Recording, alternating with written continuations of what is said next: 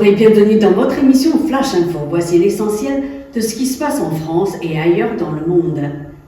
Paris est une fête, a dit Hemingway, mais depuis quelques jours, la capitale française est devenue une gigantesque poubelle avec environ 7000 tonnes d'ordures non ramassées à l'heure où je vous parle.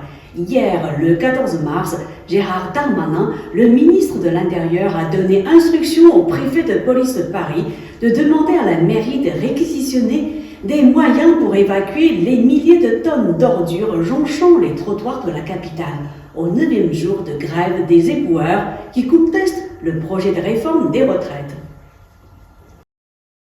Attachez vos ceintures et on vous emmène en Chine. Wang Wenbin, un porte-parole du ministère des Affaires étrangères de la République populaire de Chine, a salué la déclaration du Honduras qui a décidé d'établir des relations diplomatiques avec la République populaire de Chine. La Chine est disposée à développer des relations d'amitié et de coopération avec tous les pays du monde, y compris le Honduras, sur la base du principe d'une seule Chine, a indiqué devant la presse le porte-parole de la diplomatie chinoise. Comme on pouvait s'y attendre, Taïwan a déploré le 15 mars ce rapprochement avec la République populaire de Chine qui, selon Taïwan, ne sert qu'à limiter l'espace international de Taïwan. L'établissement des relations diplomatiques par le Honduras avec la Chine continentale devrait entraîner la rupture de facto de ses liens avec Taïwan.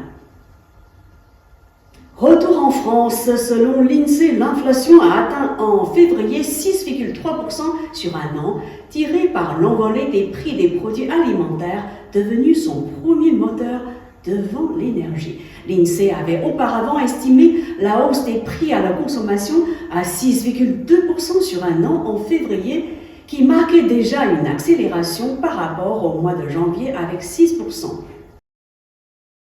Selon une étude de sociologues publiée le 15 mars, les personnes vivant en France originaires d'Asie font face à un racisme multiforme, banalisé et rarement dénoncé. Entre 2020 et 2022, soit au moment de l'émergence de la pandémie de Covid-19, des entretiens approfondis ont été réalisés auprès de 32 jeunes diplômés de l'enseignement supérieur d'origine asiatique âgés de 20 à 40 ans, résidant en France. Ces enquêtés avaient à 80% un niveau Bac plus 5 et étaient originaires notamment de Chine continentale, Japon, Corée, Vietnam, Laos, Philippines, Hong Kong et Taïwan.